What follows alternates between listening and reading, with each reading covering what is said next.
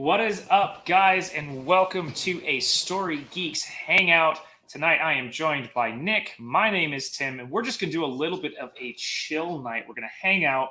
We're going to mess around and talk about some Godzilla films, the recent ones, get a little bit more into it, following up last week's video, and then we are going to dive into the oh man, this title is so long. The Zack Snyder's Justice League Trilogy trailer on HBO Max, and just sort of sit there and enjoy it and see what we think of it, and you will get to enjoy it and react with us through it. I haven't seen it yet. I have not either.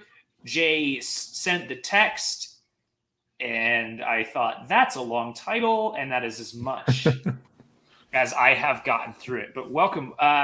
It's just Nick and I tonight, but there are spots every week if you are a Patreon supporter to come and hang out with us, dive into the topics, mess around, be nerds, and all enjoy some good story discussions. You can find that by going to thestorygeeks.com, which will be posted in the description below after this video. So we talked a little bit last week. I think we both liked Godzilla versus Kong. Mm-hmm. Yeah. But we both also thought it wasn't the best of the more recent franchise movies of the monster films, the Monarch films, whatever these will eventually be called. Godzilla universe? Godzilla cinematic universe? Monsterverse? I would love it if it was the Monsterverse. Although they tried... It's better than Dark. It's better than Dark Universe Cinematic Universe. So, what is? Yeah, that's true. That's the Universal Monsters attempt at making a cinematic connected storyline.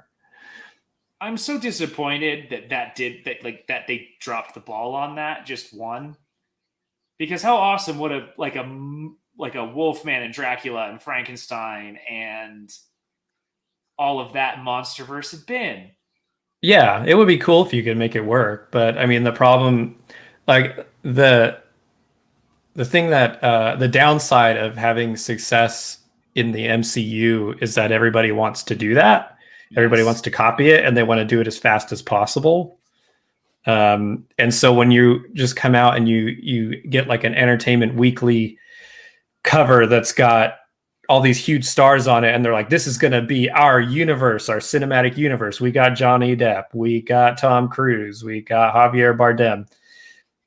And you don't start with like a good movie first, you know, because we don't get the MCU without Iron Man. Iron Man had to be a good movie. So like really what they should have done was like maybe have started it with the recent Invisible Man with Elizabeth Moss, is to me that of the like Universal monster movies that have come out so far in recent years, that's the best one. So it's like get one that's a good solid foundation, and then build off of that. And I think that's where the success comes. You just got to be patient with it. Absolutely. Well, and it's not, I mean, with the MCU too, it's not even just Iron Man. It's Iron Man and Captain America and Thor, all that have pretty solid first movies. Thor is probably the weak one there. Mm-hmm. And that movie's great fun. And absolutely, that is a laugh. And when you compare it to Iron Man and Captain America, it's absolutely ridiculous, but it fits and it works. And with these Godzilla and King Kong movies, they're doing that kind of at the bare minimum, which is fine to me. Yeah, I mean, that's absolutely fine, because the more you try to entangle everything, the more it looks like that. It just looks like a tangled mess. Yes. And so like what they do is they just have this through line of an organization, Monarch. Yes. Throughout the films. And that's really all you need. You have like recurring characters with like Millie Bobby Brown and her dad. But That's really all that's necessary to like say like this is a universe. Yes. Because if you just have a through line, then you can start bringing other like monsters into it or doing their own movies and then bringing them over. Well, and with Monarch, perhaps in a similar vein to the Avengers, you aren't limited necessarily by who your characters are. Mm-hmm. Anyone, now that we've gotten through Endgame, there are several characters who will not be returning to the Avengers, and that's okay. Mm-hmm. That works. And so I think Mm-hmm. building that around the entity of Monarch rather than, say, the identity of Godzilla or even Kong, as far as the connection between the films, gives you the and same it's there option. and it's there if you want it or not. Like Yes. a casual viewer is like, I doubt will be like, oh, Monarch, yeah, they're from that other movie. Mm-hmm. It's like really what's bringing everybody in is obviously the big spectacle of the monsters. But if you want connectivity and you want a through line, it's there, and you'll see it because you're paying attention. But otherwise, Yeah, you don't need to pay attention to it. With like MCU stuff, you don't really. I mean, I'm sure you could watch Endgame having seen none of the other films and enjoy it in some way. But there's like confusing. There's so much connective tissue. Yes. That makes it so good that you're missing out on even just like tiny little throwaway dialogue points. So I like how they're doing it with with these films, and the focus is big spectacle story. Who cares? Yeah. With a little through line, because that's all you need for these films. Yeah. Let's dive into the first one, just sure. Godzilla. What did we like? What we didn't like? What did we not like? Yeah, I could say what I didn't like. Actually, no, I'm not gonna say what I didn't like. I'm gonna go with positivity and say like what I really liked about that first film. And it's Gareth Edwards was the director of that, who did this really interesting indie film which got him Godzilla, called Monsters. And what I really enjoyed in Godzilla, and he did this in Monsters too, is like it's when it comes to Godzilla and the giant monsters, they're all shot with perspective, and it's always a human perspective. Very rarely is it like, you'll see this in King of the Monsters and in other films where it's, it's almost like over the shoulder dialogue with the monsters. You're at Kong level, you're at Godzilla level, looking at one another. But Gareth Edwards had this interesting take, is just like what makes these monsters so awe-inspiring and so it makes people freeze in the streets is like their sheer size in comparison to the person. So like whenever you see these monsters, it's very much from below, from street level, through the eyes of some character, whether it be like a child or through Wanda Maximoff, Elizabeth Olsen in that first movie. I forgot she's in that. Yeah. And she's to think about it in a weird way, she's married. Scarlet Witch is married to Quicksilver in that film. Is that rather the actor? Yeah, I forget his name, but he played Quicksilver. He played Quicksilver in Ultron. He's kind of the protagonist. Huh? Yeah, he's the protagonist of Godzilla. But I enjoyed like that take, like looking at Mm-hmm. these creatures from below. It just makes you feel so small and insignificant, especially as like there's this conflict going on between one giant monster and another giant monster. It's like you feel like you as a human being are just an afterthought, Yeah. as these forces of nature are going against each other, and human beings on the ground are trying to figure out how to control them, and Yeah. realizing that like it's impossible to control nature. And I feel like that very much came across um, in that film. It's just there's a lot of people watching in that movie, and Godzilla didn't show up for a long time. Yeah. Um, no, that's a very interesting point. And then thinking about specific, well, King of the Monsters, yes, and then definitely Godzilla versus Kong. You're right. It is almost an over the shoulder cam of, Yeah, you feel like you're on their level, like you're watching a fight. Um, like it's way more akin to, say, Pacific Rim than it is to the mhm. perspective you get in the original Cloverfield. Yeah, Um, and but you're right. they still have that sense of scale at times, but like it's not the perspective of the entire film, Yeah. as it is in Godzilla. In And not to say that that's like the wrong way to go. I feel like the sequel to Godzilla, which is Godzilla King of the Monsters, is fantastic Yeah. Agreed. in how it's executed, and it knows what it wants to be, and doesn't try to be anything more. Um, that's where I feel like in the first Godzilla film, it is trying to be a little more than it's kind of promising to be. But it's still entirely watchable and fun. Um, but I feel like it could have been cut down a little bit. The original Godzilla film. Yeah, the 2015 Godzilla. Um, I think for me, the interesting, and maybe I think it was interesting that they chose to start with the Mudos. Um, Mm-hmm.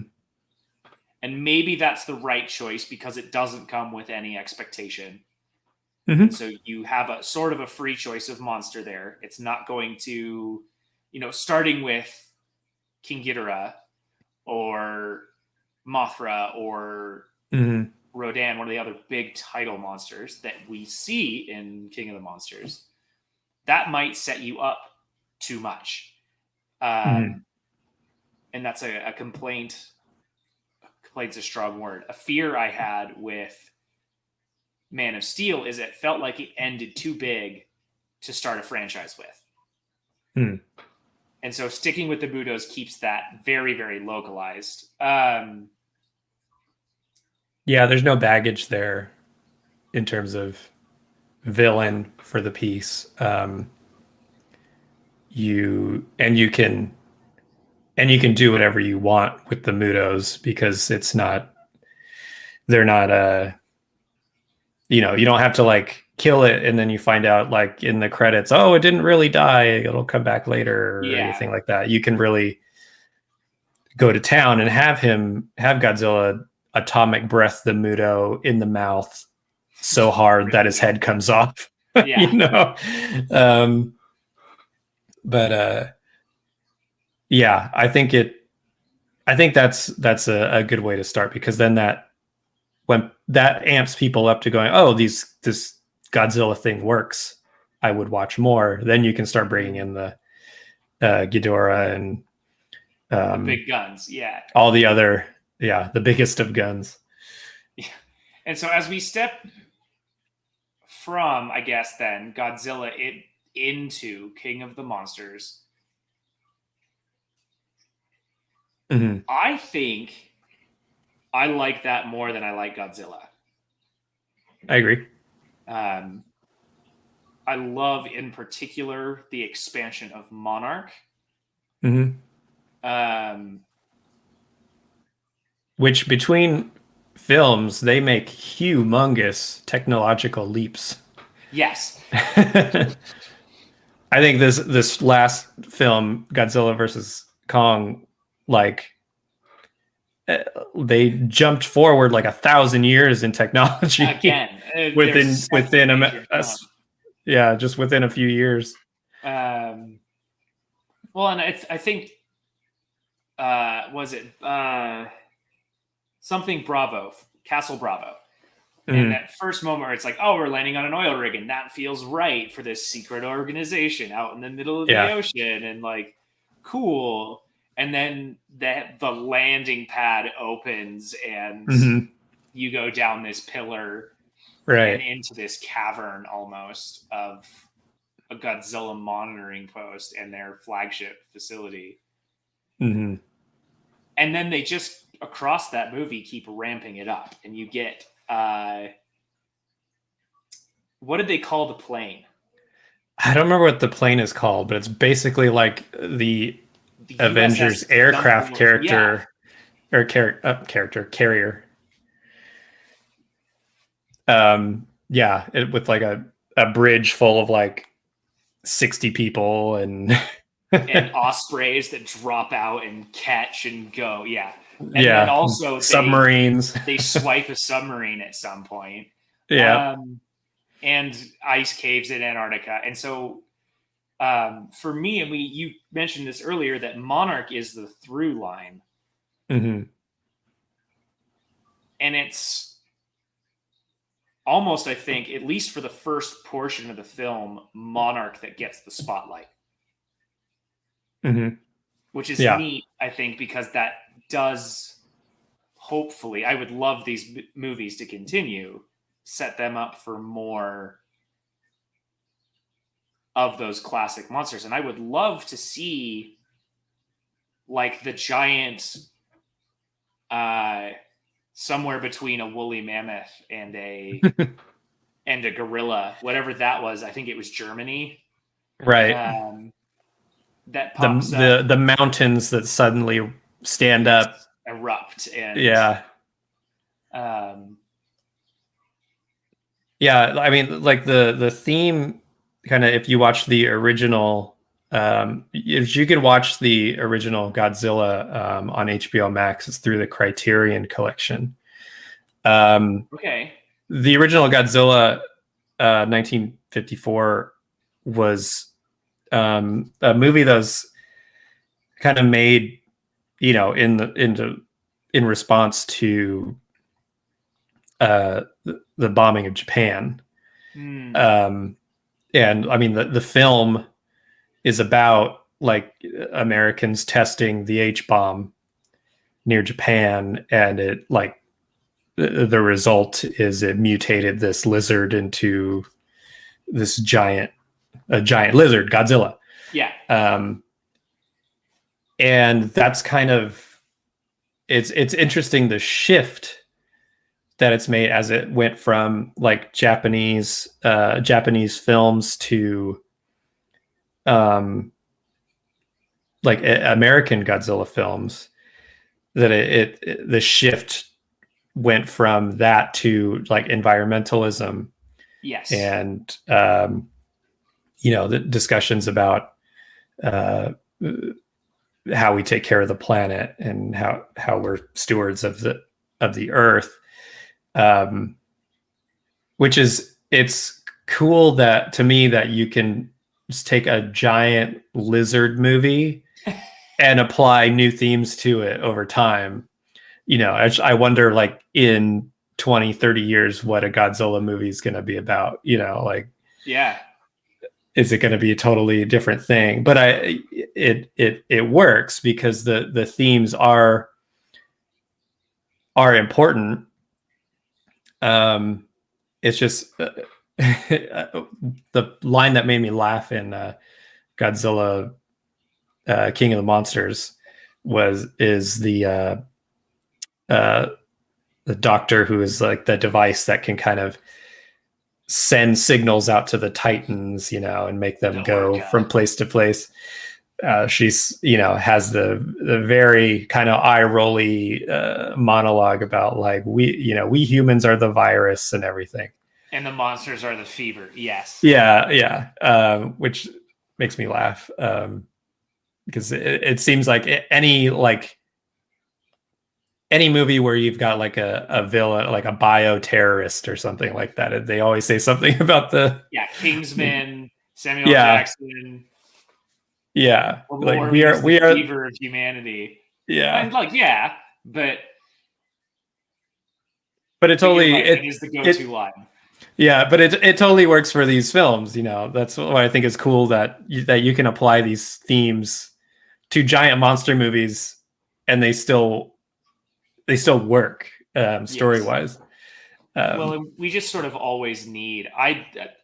I love Charles Dance, and I love him in this film. He Right. just has insane delivery on everything that he says. Yeah. And like, whether it's Game of Thrones or this, I'm trying to think of other things that I've seen Charles Dance in. Everything he says is delivered incredibly. Alien 3.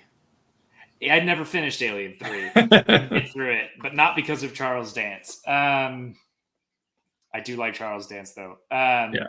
I love him in this. And I want to highlight a comment that came in a little bit ago, but since we are talking about King of the Monsters expanding this universe quite a bit, Montgomery Harris says he likes a universe that says the world continues when the characters go away.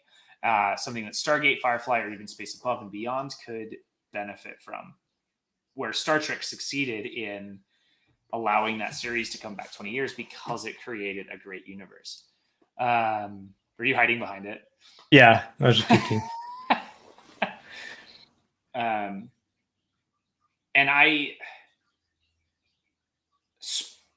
we're now potentially getting into spoiler zones with Godzilla versus Kong, just as these movies sort of start to divert a little bit. Godzilla wins in every movie, spoiler. But so bummed that Charles Dance didn't come back for Godzilla versus Kong. That doesn't mean he won't. Wait, did he die in King of Monsters? No, I think he disappears. Okay. Yes, he does. He does. And there's a post-credit scene. So at the end of King of the Monsters, at least one of the heads of Ghidorah is beheaded. And at the post-credit scene, Charles Dance buys the head. Okay. And then that's how we get I guess, but we don't get Charles Dance. Yeah, so he could be floating around somewhere. Before we fully transition out of King of the Monsters, though, and I said this last week, my one big problem with King of the Monsters is its pacing. And it feels a little too all over the place. It's like the one critique I really have for a giant monster movie. Yeah, I think I know what you're talking about, because it's hard when you have, because with these films, they're just making them so big. Like the monsters physically are just so much bigger now than they have been in previous iterations. And so like they cover more ground more quickly. And like your way in to like these encounters and stuff is through the people. And like when the people are just like little people, they got to have like quick ways to get all over the planet like very quickly. And it's just like,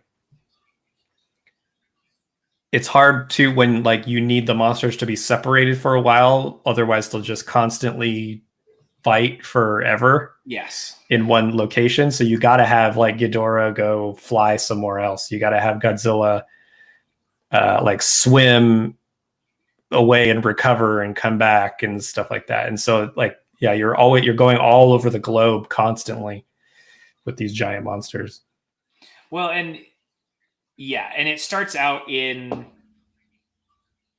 in China, right? Is where they find Mothra. Or the Mothra pupae. Yeah, somewhere like under a waterfall.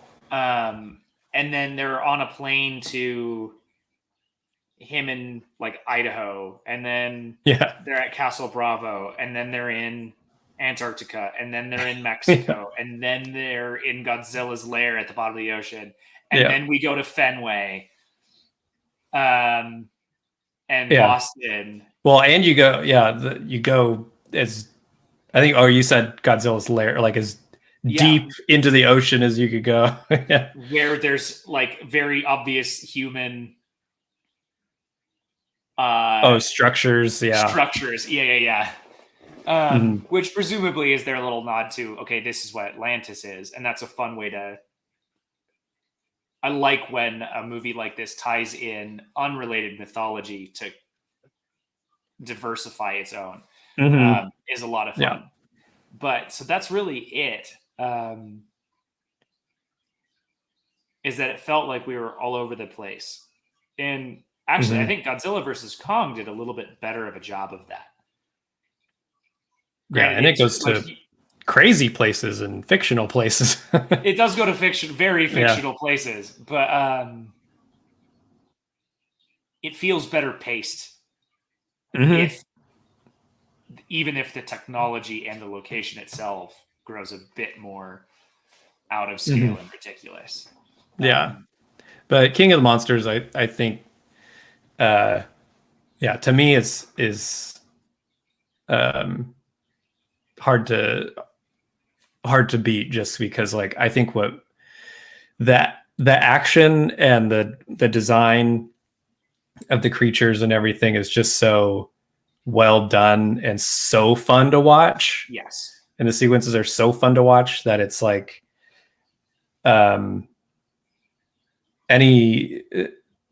like, like it feeling all over the place, you kind of forget when you're watching, a giant magma pterodactyl coming out of a volcano and flying over a city and like destroying it just by flying over it, because it's so big. Yes. That the wind in its wake is just tearing buildings from the ground. Yeah.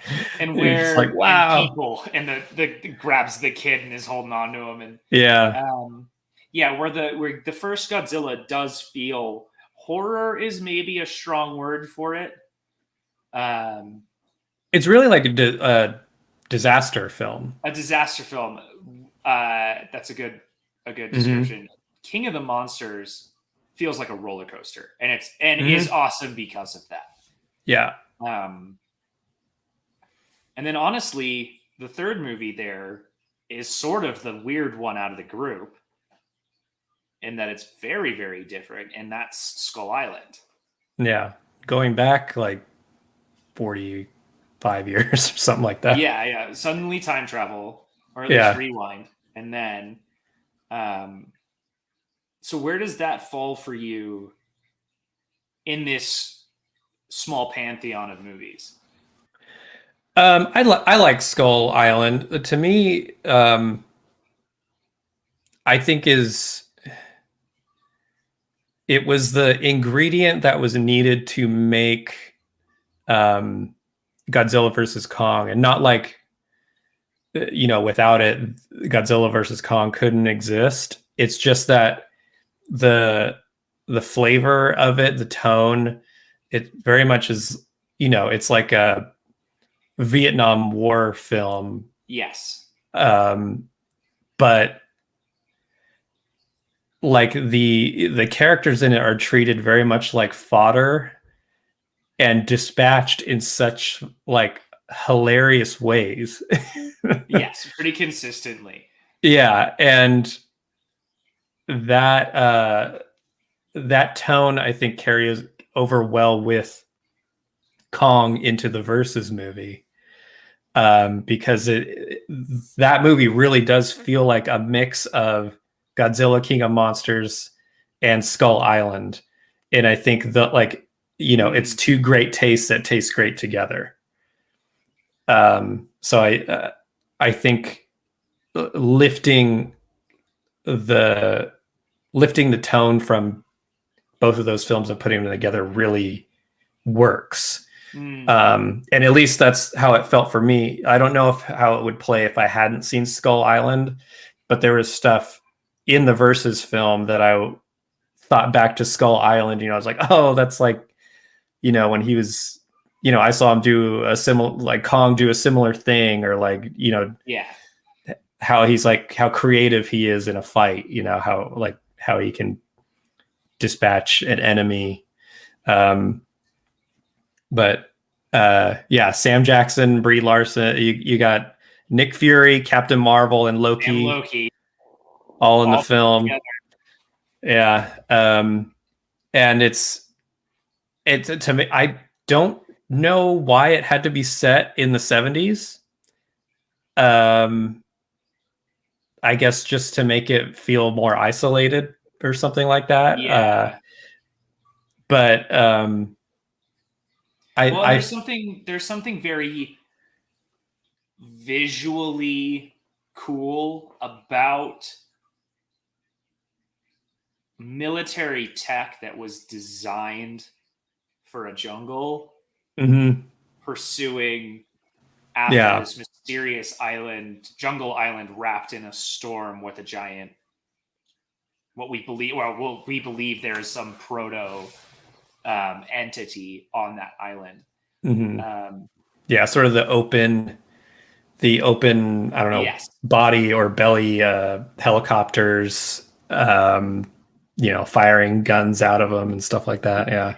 60s and all of that. And it almost works as it is as an anti-war film. Like you could take out Kong and the skull crawlers and insert some much less, let's say, fanciful creature villain to it, whether that's Predator, or even if you were to like shrink Kong down to some alternatively evolved ape species, right? That Samuel L. Jackson's character can't separate from what he's seen in Vietnam, and whatever PTSD he is carrying, and it still works just as well as horror, anti-war, degradation of his moral compass and honor surrounding his traumatic experiences. Yeah. Well, even the film as it is like he becomes obsessed with fighting a battle he knows he can't win. Well, everyone around him knows he can't win. Yes. That there's going to be no winner at the end of this thing, but he's like determined. But that's the enemy, and that's all he's known for. Yeah. The extent of the horrors of Vietnam. Yeah. And it's just ignoring the fact that no matter what the cost, he's going to lose people in this fight against a force he can't defeat or even get to a stalemate. I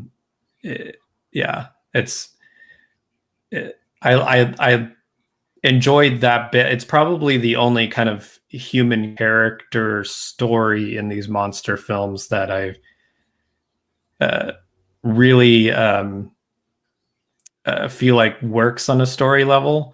There's not much I connect with in Godzilla King of the Monsters with Millie Bobby Brown's character or her dad or her mom or anything. But yeah, in that trio really feels like a medium for connecting Monarch, Charles Dance, and the general idea of eco-terrorism. Yeah. Monsters, and those three are sort of caught in the middle. Yeah, Skull Island very much feels like a lot of the circumstances they find themselves in, the main characters, it's because of Sam Jackson's character. And a lot of it can be avoided had they not been following his orders. But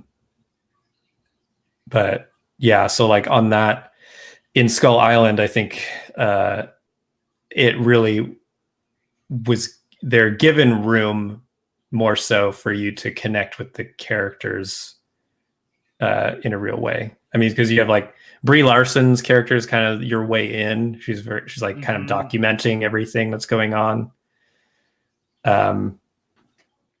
But yeah, I still think it's a really fun movie to watch if you haven't seen it, because I don't know a ton of people who have seen it, but I recommend it if on the radar.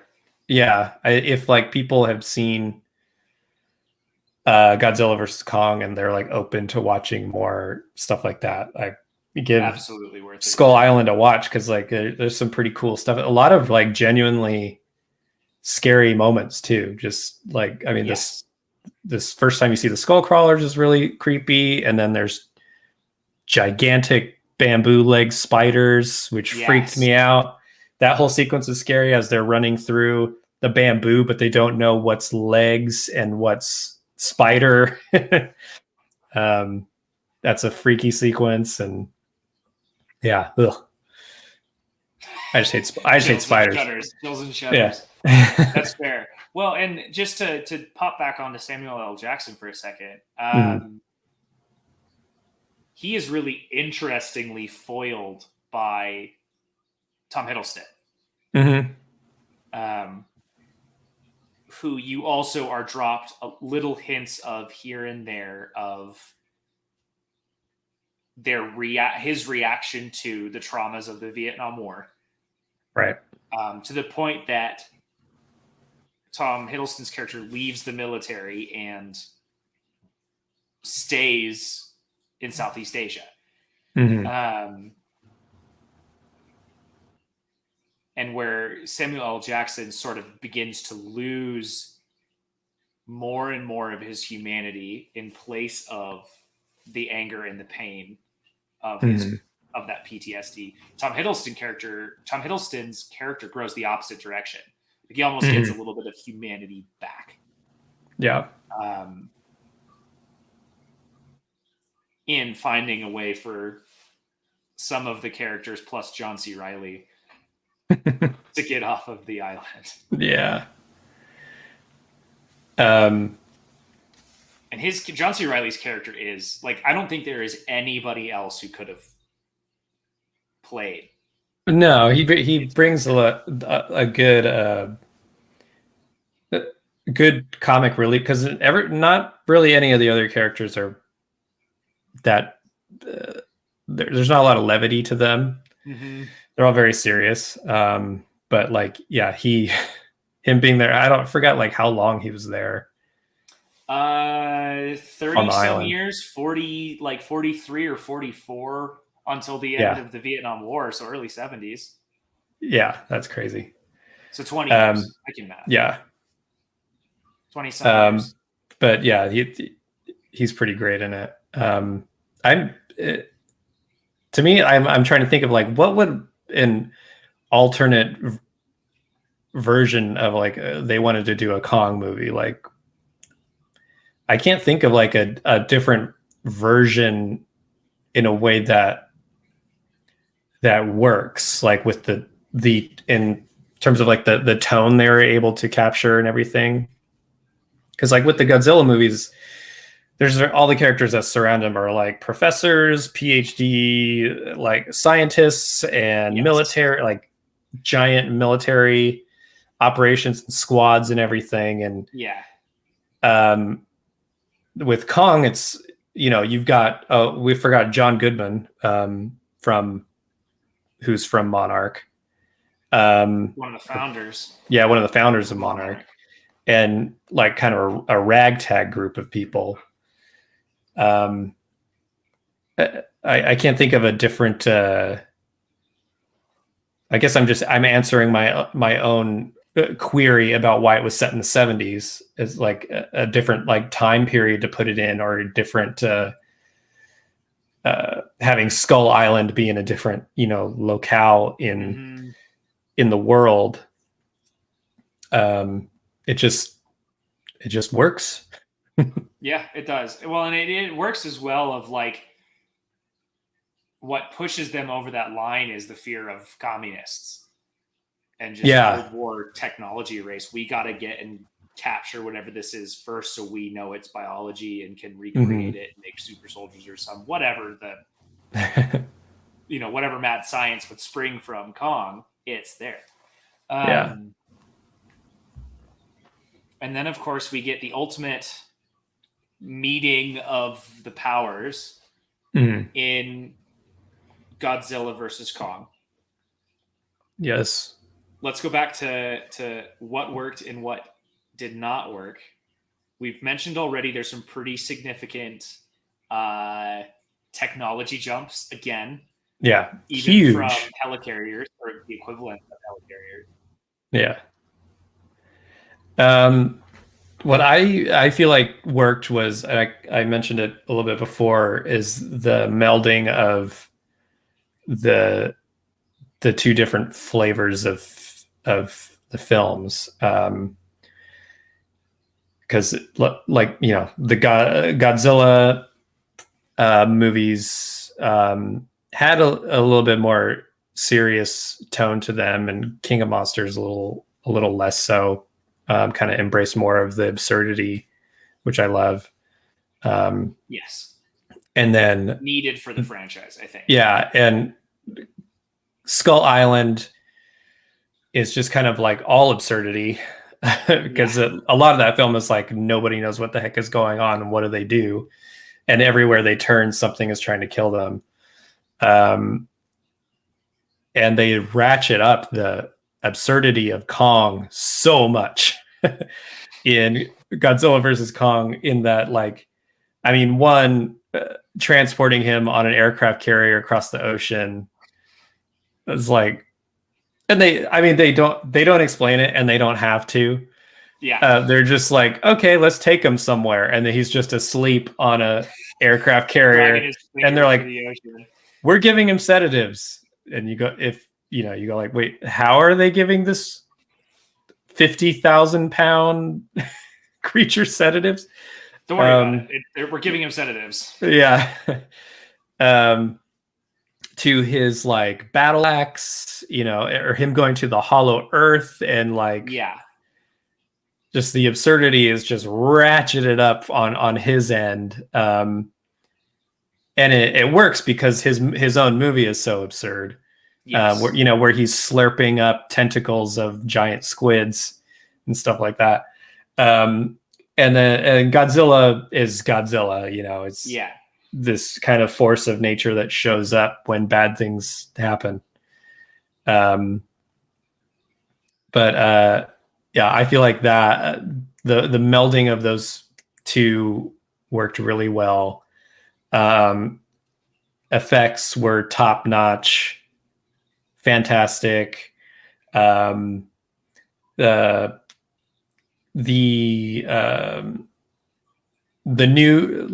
new characters that they brought in, there's some fun new characters, and then returning characters from King of the Monsters. I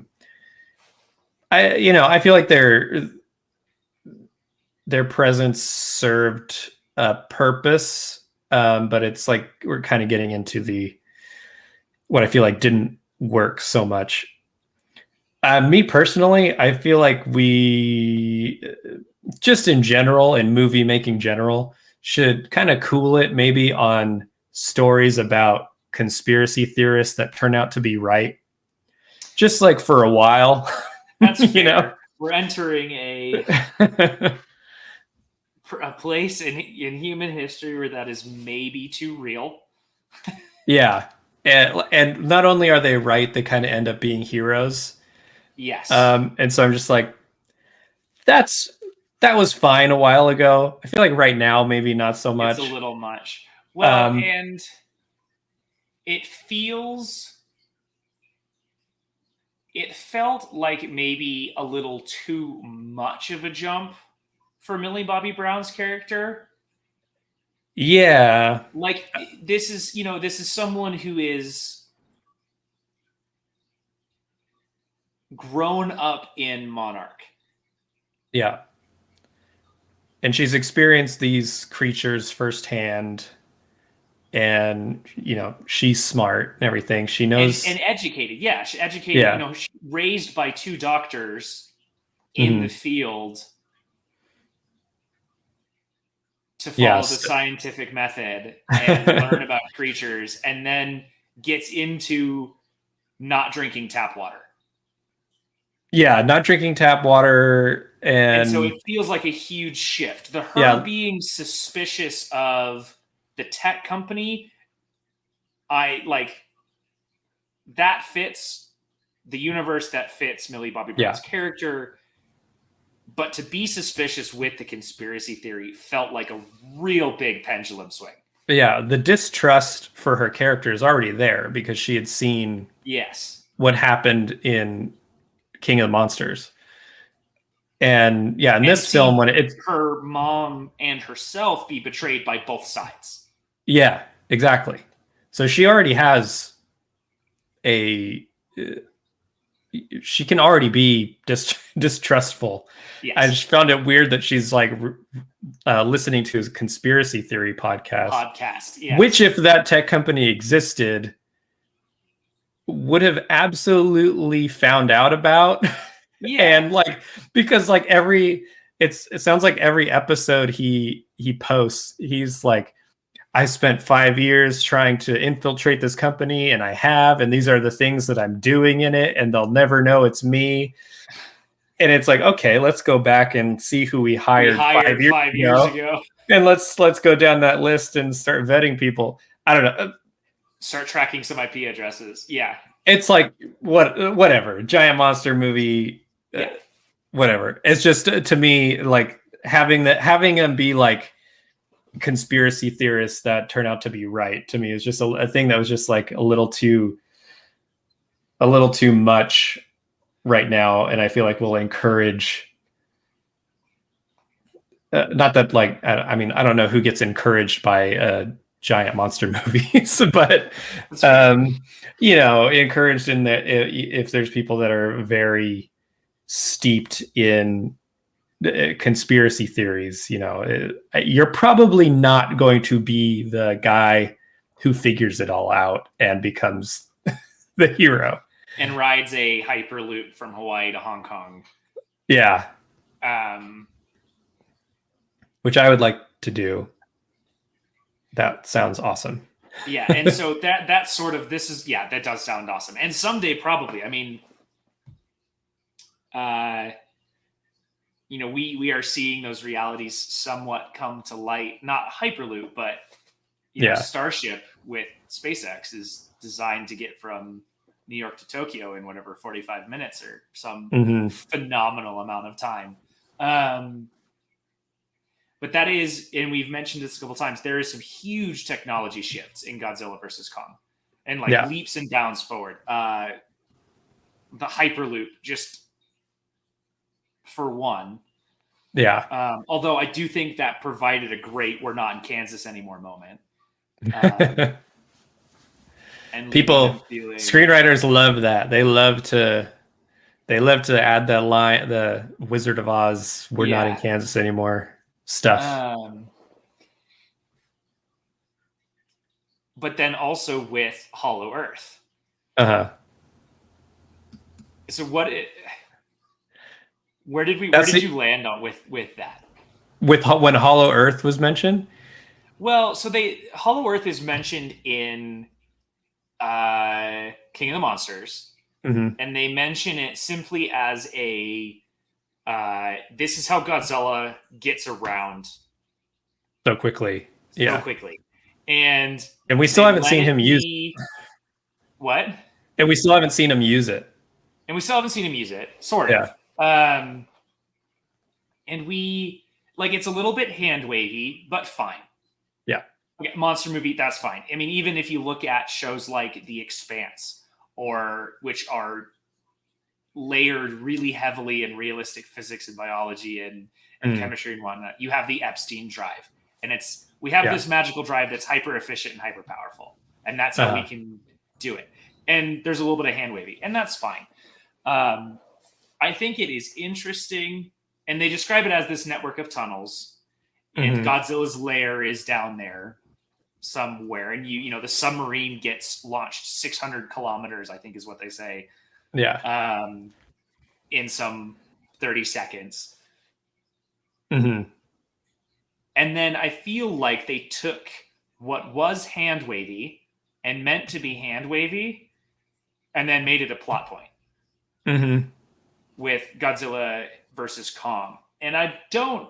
Yeah, they're very detailed in how it like the physics of it work and like Yes. how the gravitational polarity is it's gonna feel like you're dropping at 50,000 feet a second or something like that. Yeah.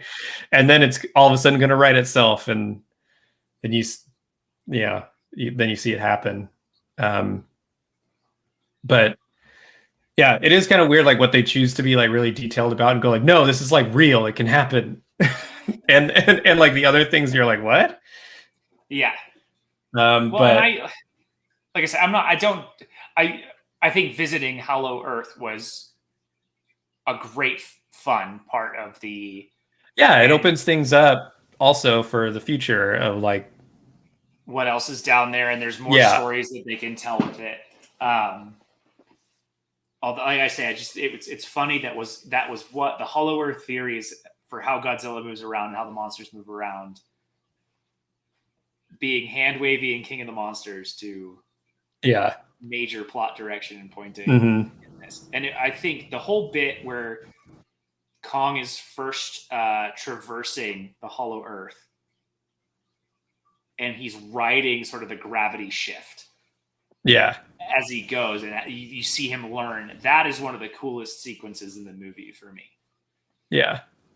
Yeah. It's really cool. Or maybe relearning is the right word for it. The nature of Hollow Earth. Like changing how he changes elevations and changes which side of the. I don't know which side of the Hollow Earth he's on. No, I think that's right. That's really cool. Yeah. I think that's right. And of course, without Hollow Earth, and we're getting into major spoiler territory here. So if you have not watched and you are listening to this, now may be the big time to turn away. Beyond the major plot point of Hollow Earth and Maglev's, we're getting into serious stuff now. He gets his axe. Which is that blade a piece of Godzilla? It looks like it. To me, it looks exactly like a Godzilla scale or spike. Yeah, it looks like one of his back ridges or spikes on the back. Yeah, which makes sense that it's like the only thing that can kind of hurt him. Hurt Godzilla is a bit of his own, and it's it's almost like Superman and Kryptonite. Yeah. That the only thing that can hurt him is where he has come from. What do we? It also sort of builds in like there's a history of rivalry, at least between them, because otherwise it's just like they say earlier in the film, like if if Kong leaves the island, Godzilla's going to show up just because, otherwise that's it. But it's like, actually, there's actually a little more to that. They have a long-standing rivalry as a species.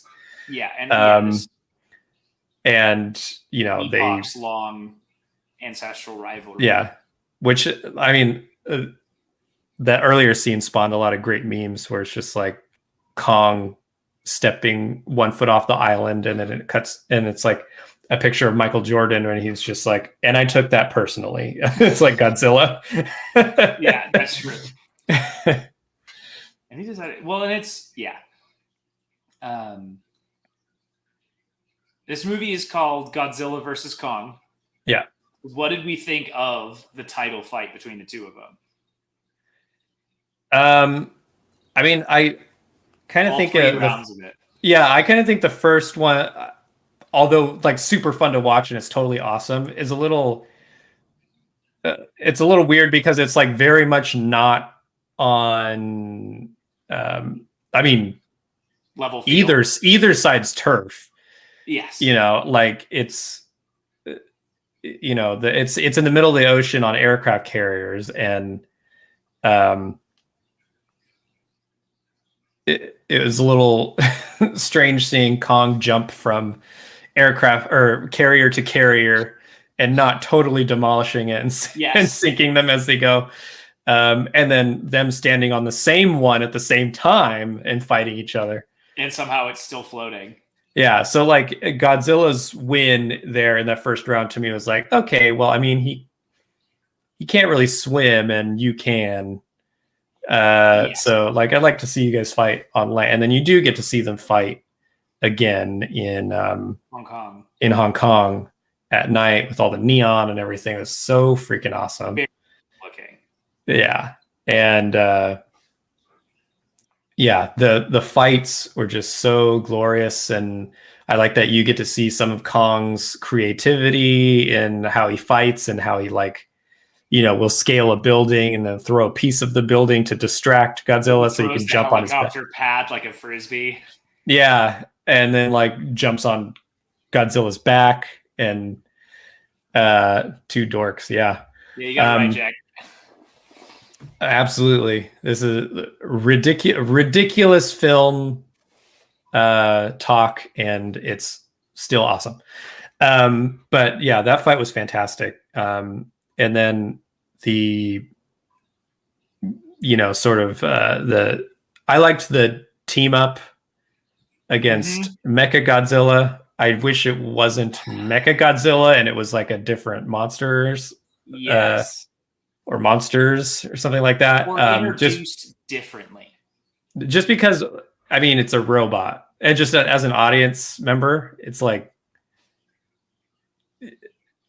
I don't know. They're fighting a robot. I was disappointed. I was disappointed by it being Mechagodzilla. And I think and to rewind a little bit, with Charles Dance going and buying the Ghidorah head, it feels, unless that head is still out there and that is coming back, and this is a different one of the Ghidorah heads, it feels a little bit like, we're just going to chuck that out. Yeah. Because it in equal measure to Millie Bobby Brown suddenly being a conspiracy theorist, it feels weird to me that an eco-terrorist would suddenly sell King Ghidorah's head to a multinational tech corporation. Yeah.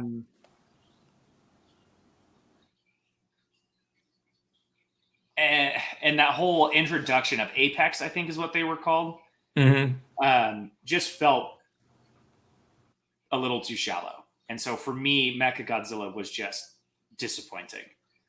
At least maybe there's something that's out of the way now. And like, if there's going to be more Godzilla films, at least it's not going to be Mechagodzilla. Yeah. Like, I want to see more monsters, and I want to see more of Monarch, and I don't care about Apex. To me, it was more like, why did you make a giant robot that looks like Godzilla and not just the lasers that it has in its mouth and its eyes or whatever? Yes. Like, it seemed like a lot to like figure out the neural link between like the pilot and the giant Godzilla robot. I get it. It's like you're trying to make Mechagodzilla work today. Yes. But just just watching the movie, it was like, I mean, the dangerous part of it is like its laser can seemingly penetrate anything. So why not just build the big laser that's like on on a turret or something? Yeah. But yeah, Mechagodzilla's out of the way, and now we can get maybe a giant spinning razor turtle or something for the next film. Looking forward, and because Godzilla vs. Kong was successful, and as we said earlier this evening, successful by pandemic standards, 60 some million, $100 highest grossing film in the pandemic. Where would you like to see it go next? Assuming there's going to be more with the continued success until it stops paying out, assuming there's going to be more, where else would you like to see this franchise go? I mean, I don't know how you do this because just of the scale of the monsters, how big they are and stuff, but I think it would be cool to do a Monster Island thing, which is a Godzilla movie from way, I think, in the 70s. Which is, I mean, would be kind of in the vein of Skull Island, where it's just a constant discovery of like these new monsters. But it's like kind of a place that Godzilla reigns over, and keeps, the ecosystem in balance. I don't know how you would do that, just because everyone's so big, so it wouldn't really be an island. It would have to be like a whole continent. So, yeah, Hollow Earth. That's where there is a window. True. With Hollow Earth. Yeah, I mean, I think I think at this point we can leave the real world and go even more sci-fi with it, and just go. I mean, the technology is already leaps and bounds where it was in the previous movies, so it's like you're going to have to push it further. So you might want to do like a hollow one that kind of takes place in the Hollow Earth. Or even,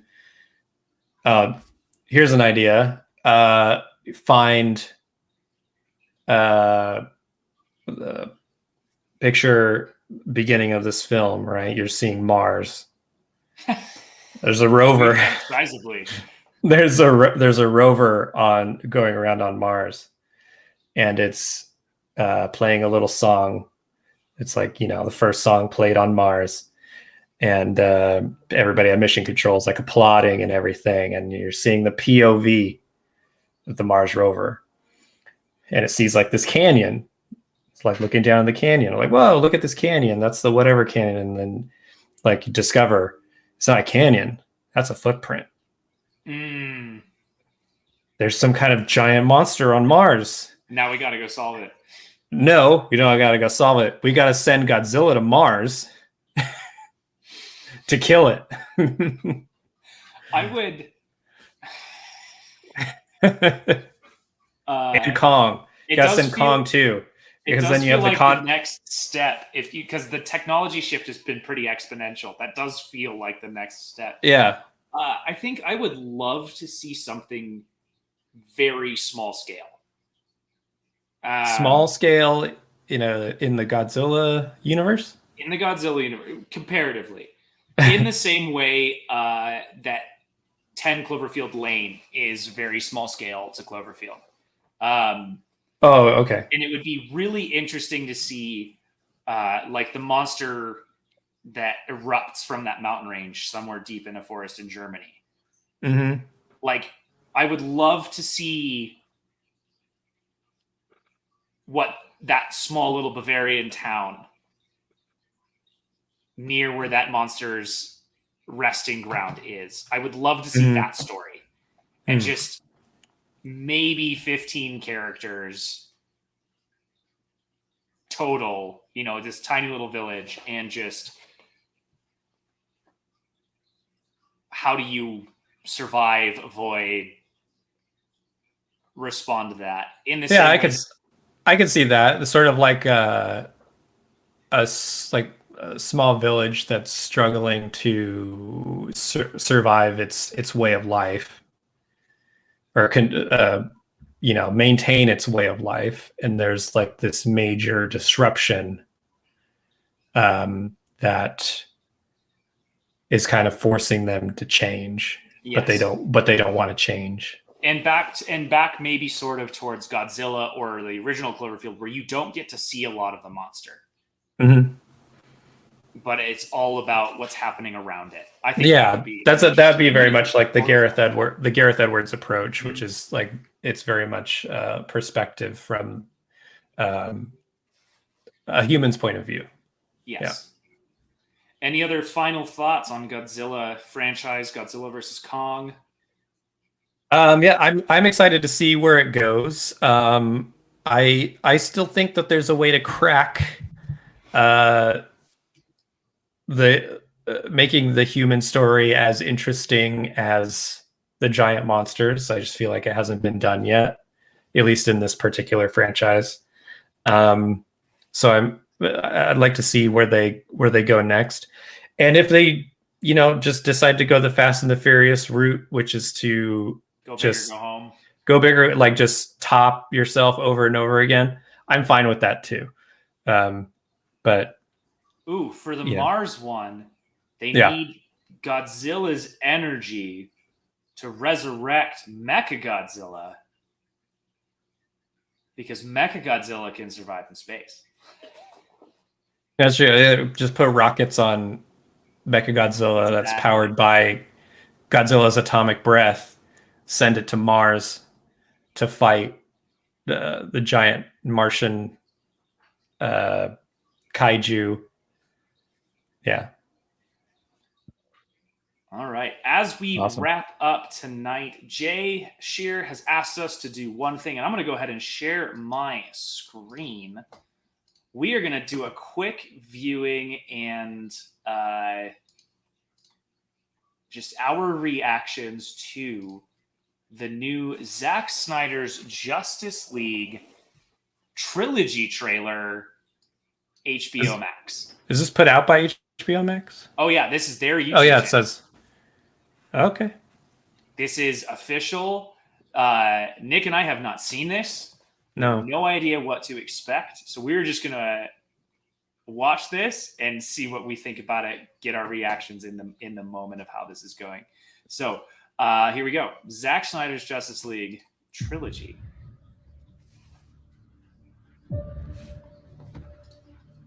Audio listeners will be able to follow along, kind of. You were here for a reason. And even if it takes you the rest of your life, you owe it to yourself to find out what that reason is.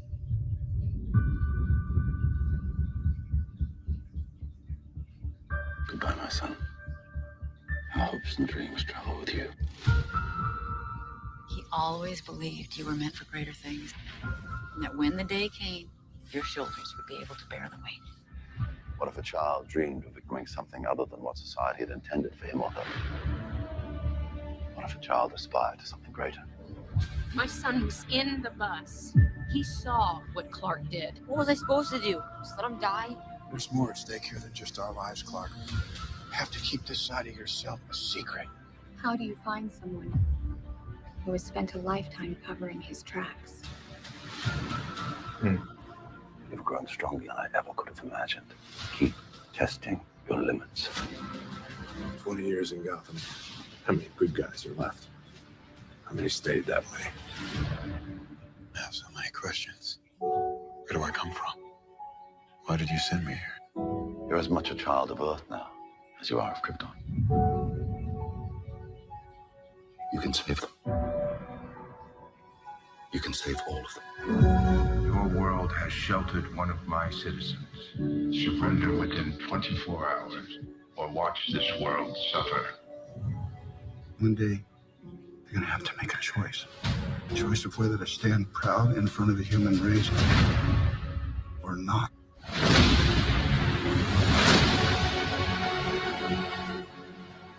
Can you imagine how people on this planet would react if they knew there was someone like this out there?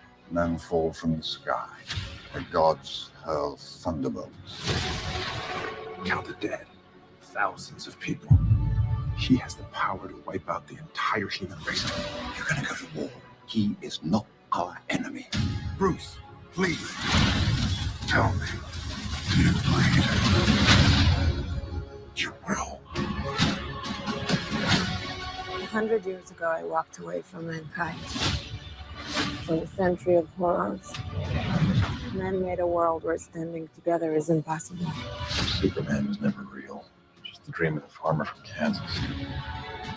Men are still good. We fight. We kill. We betray one another. But we can do better. We have to. I love you. No. We will give the people of Earth an ideal to strive towards. The bells been rung. The god is dead. And they've heard it. I failed him in life. I won't fail him in death. We have to stand together. Help me find the others like you. Find us, Bruce! You have to find us! In time, they will join you in the sun. In time, you will help them accomplish wonders.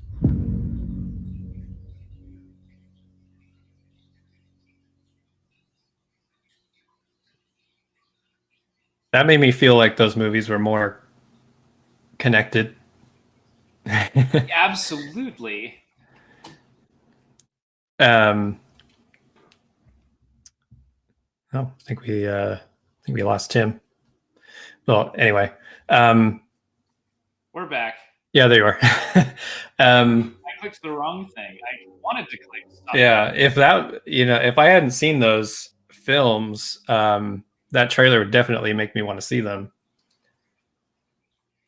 I don't know if I've expressed my opinion on those films, but not the. I'm a DC Comics fanboy, but those films kind of fall short for me. But I can certainly appreciate the themes and the tone that Zack was going for with those films, especially Man of Steel, which I feel is the strongest. Agreed. Pun intended, I guess, of those three movies. What did you think? Well, to be honest, I'm still a little confused as to what we just watched. Like, what is being changed? Are they giving Zack Snyder the reign to do editing on Man of Steel and Dawn of Justice? No, I don't think it's anything's being changed. I think it's just they're saying, it's really an ad for HBO Max, and it's to say that, like, look, we have all of these films here. I think what they're saying is, like, now Zack Snyder's complete vision is available on HBO Max, which would be Man of Steel. Okay. Yeah, with Dawn of Justice and Zack Snyder's Justice League. I gotcha. Yeah, it was definitely epic, and it felt like there's a very, very nice progression from film to film. I wish it felt that way watching the films, personally, but it's one of the arts of trailer editing is hyping something up. And I guess so. There has been a new hashtag that has spawned from this, which is the hashtag Restore the Snyderverse. Beyond just release the Snyder Cut, now restore the Snyderverse. What? I guess to wrap up our conversation tonight, what does that, both of those two hashtags, and watching that happen over the last, what has it been, 18 months? Mm-hmm. It's been longer than that. It was right after Snyder Cut. It's been like 3 years or something like that. 3 years now, and seeing success in the Snyder Cut, and now this new set of trailers. What does that mean for storytelling, either specifically with the Snyder Cut and the potential for its future, or the effect of fans after release? Well, I mean, I feel like it's important to listen to a fan base especially for things like comic book stories and stuff like that. But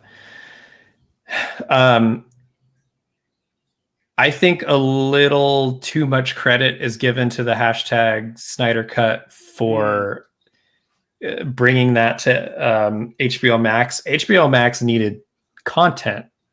That's true. And that, not that they like were out of content or anything, but right place at the right time. Yeah, it was like really all it did was show like, hey, there's interest for this. That's a thing that can go on HBO Max and people will subscribe to watch it. If HBO Max was not going to be a thing, we would not have seen the Snyder Cut, no matter how many people hashtagged it. That's true. At this point, before I would have said, anything could happen. I do not think the Snyderverse will continue just because that is a huge investment on Warner Brothers' part to continue that. And they've already got this new direction that's working for them, which is to have every movie kind of be disconnected now and exist kind of in a multiverse, so to speak. That's not even talked about. They don't even say like these exist in a multiverse, and in the films they don't say we're in a multiverse. But that's the option that's out there now. If they ever want to go, hey, why don't we just connect these movies retroactively to like this new movie? Like they found success with Joker, which connects in no way to any of these other films. We've got another Suicide Squad coming out, which is not connected to any of the other. A reboot, but still with Margot Robbie. Yeah. So presumably there's another Wonder Woman coming. We have Flash. We have a new Batman. Yeah. And so they're doing like to take it back to the monster movie thing. I think what Warner's decided to do is like, okay, we'll have this kind of loose through line in that these are all DC characters. This is a DC or Warner Brothers property. Sometimes these other characters from these movies will meet and that's about it. In a Godzilla versus episode, in a Godzilla versus Kong way. Yeah. I think they've seen that in their original commitment to have a universe, it didn't pan out for them, and it's a huge investment on their part. Also, there's it's not worth it for them because then they have they've already been dealing with the controversy with Ray Fisher on Justice League and Joss Whedon, so they're going to want to distance themselves from that. That's true. And just do a new thing. So I find it unlikely, and I feel comfortable saying that now, that it will continue under the Snyderverse umbrella. Not to say that he won't come back and make another movie, but I don't think the universe that fans seem to enjoy, I don't think that will continue. Fair enough. Well, ladies and gentlemen, that is our time for this evening. Thank you for hanging out. If you would like to join in on these conversations right here, you are more than welcome to check out thestorygeeks.com. We reserve slots on all of these shows for our Patreon supporters. Reach out to Jay or to the Story Geeks, to the Story Geeks website, and we would be happy to have you on here with us discussing all of the great, amazing, nerdy things that we love to talk about. So thank you for hanging out. Check out thestorygeeks.com. Check out being a Patreon supporter. Yep. Check out our show last week where Nick, myself, and Jay Shear discussed our top 5 favorite monster movies and talk a little bit of our immediate reactions to Godzilla versus Kong. Mm-hmm. So have a good night, everyone. Thank you for hanging out and joining. Bye.